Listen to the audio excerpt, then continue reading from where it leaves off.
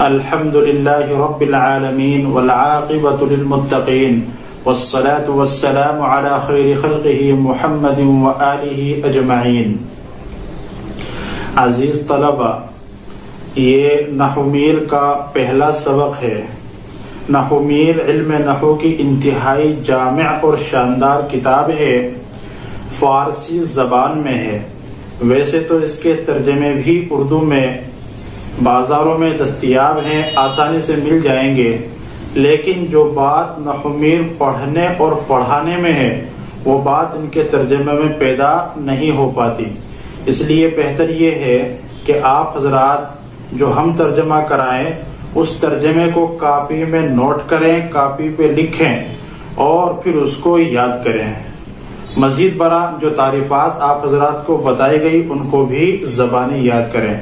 نحو میر اگر زبانی یاد ہوگی اور اس کی تشریح مکمل طور پر آپ حضرات کو سمجھ میں آئی ہوگی تو انشاءاللہ آگے نحو کے سمجھنے میں کوئی دقت اور کوئی پریشانی محسوس نہیں ہوگی۔ الحمدللہ رب العالمین، تمام تعریفیں اللہ کے لیے ہیں جو سارے جہانوں کا پروردگار ہے۔ والعاقبۃ للمتقین، اور اچھا انجام پرہیزگاروں کے لیے ہے۔ والصلاة والسلام علی خیر خلقہ محمد وآلہ اجمعین، رحمت کاملہ اور سلامتی نازل ہو اس کی مخلوق میں سب سے افضل یعنی حضرت محمد صلی اللہ علیہ وسلم اور آپ کی تمام آل پر۔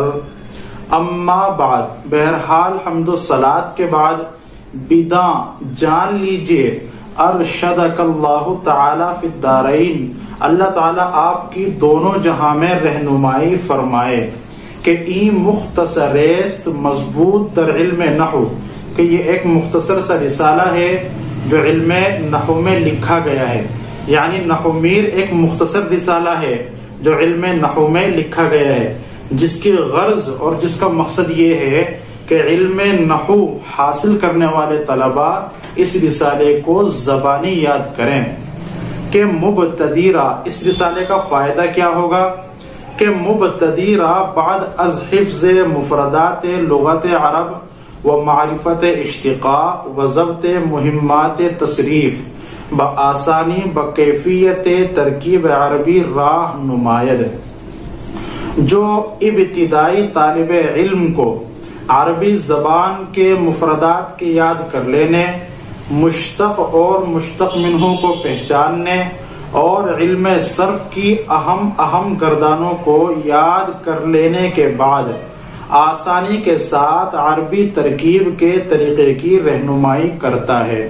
اس عبارت کا مطلب یہ ہوا کہ جو بالکل ابتدائی طالب علم ہے، اگر اس نے 3 کام کر لیے تو 3 کام کرنے کے بعد اس کو کچھ فائدے حاصل ہوں گے۔ پہلے سمجھو 3 کام کیا کرنے ہیں۔ پہلا کام تو یہ کرنا ہے کہ عربی زبان کے مفردات یاد کرنے ہیں، کچھ لغات آپ کو معلوم ہونی چاہیے، ان لغات کے معانی معلوم ہونے چاہیے، واحد تثنیہ جمع معلوم ہونا چاہیے۔ اسی کی غرض سے اہل مدارس نے القراءۃ الواضحہ، مفتاح العربیہ جیسی کتابیں اول عربی کے نصاب میں داخل فرمائی ہیں۔ دوسری چیز مشتق اور مشتق منہ کو پہچاننا، یہ علم اشتقاق جو علم صرف کی ایک فرع ہے اس سے حاصل ہوگی۔ علم صرف یعنی میزان اور اسی طریقے سے پنجگنج اور اس طرح کی دوسری کتابیں اسی وجہ سے مدارس میں داخل نصاب ہے، ان کو پڑھنے کے بعد طالب علم آسانی سے مشتق اور مشتق منہ کو پہچان سکتا ہے۔ مثلا ضربہ، یہ الضرب سے مشتق ہے، تو یہ کب معلوم ہوگا جب علم صرف اچھی طرح پڑھیں گے۔ تو پہلا کام ہے عربی زبان کے مفردات کو یاد کرنا، دوسرا کام ہے مشتق اور مشتق منہ کو پہچاننا، تیسرا کام ہے علم صرف کی اہم گردانوں کو یاد کرنا۔ جب یہ 3 کام کر لیں گے تو اس کے بعد جو فائدہ حاصل ہوگا ان 3 کام کرنے کے بعد وہ یہ ہے کہ آسانی کے ساتھ عربی ترکیب کے طریقے کی رہنمائی کرے گا، یعنی یہ 3 کام کرنے کے بعد آپ کے لیے عربی ترکیب آسان ہو جائے گی، اور جب عربی ترکیب آسان ہو جائے گی تو اس عبارت کا سمجھنا آسان ہو جائے گا۔ چونکہ جب تک ترکیب سمجھ میں نہیں آتی اس وقت تک عبارت حل نہیں ہوتی اور عبارت کا پورا مطلب سمجھ میں نہیں آتا، اور جس عبارت کی ترکیب سمجھ میں آ گئی تو اس عبارت کا پورا مطلب پھر سمجھ میں آ گیا۔ وَبَزُودِی در معرفت اعراب و بنا و سواد خواندن توانائی دہد، اور جلد ہی معرب اور مبنی کو پہچاننے اور عبارت پڑھنے میں قوت دیتا ہے۔ یعنی اگر اس رسالے کو اچھی طرح یاد کیا جائے اور سمجھ کر یاد کیا جائے، یعنی کہ طوطے کی طرح صرف رٹا لگایا جا رہا ہے اور کچھ پتہ ہی نہیں کیا یاد کر رہا ہے کیا نہیں، اچھی طرح یہ رسالہ یاد بھی ہونا چاہیے اور جو یاد کیا جا رہا ہے اس کو اچھی طرح سمجھو، تو پھر معرب اور مبنی کی پہچان بھی ہوگی، اور اگر کسی عربی کتاب کو لے کر بیٹھو گے تو انشاءاللہ عبارت بھی درست ہوگی۔ وہ سواد خواندن توانائی دہد، اور عبارت پڑھنے میں قوت تقویت دیتا ہے۔ سواد خواندن، اس میں اضافت مقلوبی ہے فارسی کے اعتبار سے، اصل میں وہ خواندن سواد ہونا چاہیے تھا۔ خواندن سواد یعنی سواد کے معنی عبارت، خواندن سواد عبارت کا پڑھنا، لیکن اضافت مقلوبی یعنی مضاف الیہ کو پہلے اور مضاف کو بعد میں لے آیا جائے، جیسے پشت پناہ، اس میں اضافت مقلوبی ہے کہ اصل میں پناہ پشت یعنی پیٹھ کی پناہ، یہ تھا پناہ پشت تھا، لیکن پشت پناہ اس میں اضافت مقلوبی ہو گئی، اور فارسی کا ضابطہ ہے کہ اگر اضافت مقلوبی ہو تو اس میں علامت اضافت کو حذف کر دیا جاتا ہے، اس لیے وہ سواد خواندن نہیں پڑھیں گے جیسا کہ اعراب لگایا ہوا ہے اس پر نیچے بعض کتابوں میں، بلکہ وہ سواد خواندن ہی پڑھا جائے گا اس کو۔ توانائی دہد بتوفیق اللہ تعالی وعونہ، اللہ تعالیٰ کی توفیق اور اس کی مدد سے۔ پھر ایک مرتبہ ترجمہ دیکھ لیجئے۔ الحمدللہ رب العالمین، تمام تعریفیں اللہ کے لیے ہیں جو سارے جہانوں کا پروردگار ہے، والعاقبۃ للمتقین، اور اچھا انجام پرہیزگاروں کے لیے ہے، والصلاۃ والسلام علی خیر خلقہ محمد وآلہ اجمعین، رحمت کاملہ اور سلامتی نازل ہو اس کے مخلوق میں سب سے افضل حضرت محمد صلی اللہ علیہ وسلم اور آپ کے تمام آل پر۔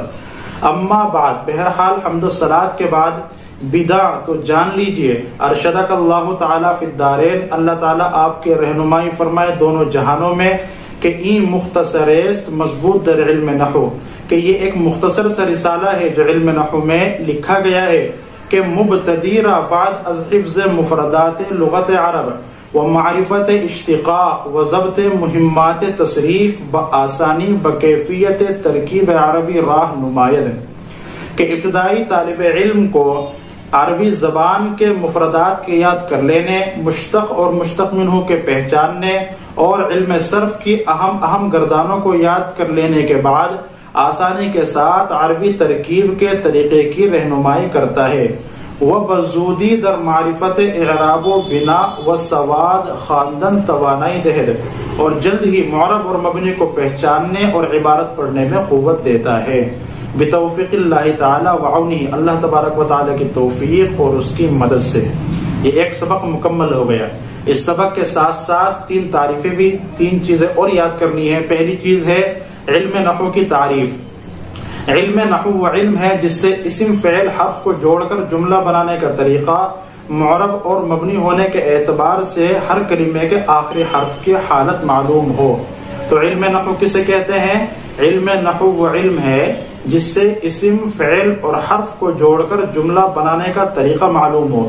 اسم فعل اور حرف کیا ہے یہ آگے آپ حضرات کے سامنے آ جائے گا، ابھی تو اتنا ہی سمجھ لیجئے کہ اسم فعل اور حرف ان تینوں کو ملا کر جملہ اور کلام کس طریقے سے بنایا جاتا ہے وہ آپ کو علم نحو میں معلوم ہوگا۔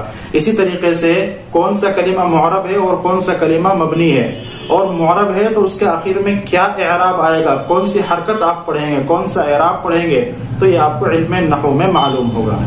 دوسری بات، علم نحو کا موضوع کلمہ اور کلام ہے، چونکہ اس فن میں کلمے اور کلام کے احوال سے بحث کی جاتی ہے۔ تیسری چیز، علم نحو کی غرض و غایت وہ یہ ہے کہ انسان عربی زبان بولنے اور لکھنے میں لفظی غلطی سے محفوظ رہے۔ یہ تین چیزیں بھی یاد کرنی ہے۔